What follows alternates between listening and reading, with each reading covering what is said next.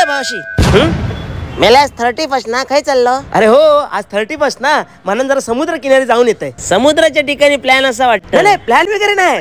समुद्र किनारी जातले आणि थंय जाऊन साफसफाई करतले आणि थैसून मग जंगलात जातले. अच्छा, खरो प्लॅन जंगलात असा? खरो प्लॅन जंगलातच असा, पण तू समजतस तसं राया.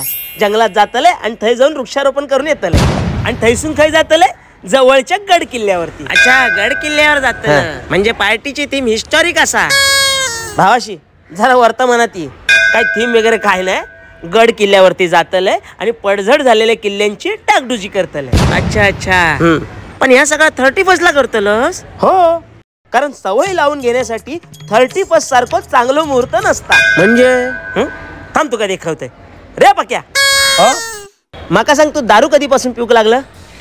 दारूला आधी हात पण नाही लावायचो, पण एका 31 ला मित्र म्हणाला दारू पी, एक दिवस सेलिब्रेशन चालतं, तेव्हापासून लागली सवय.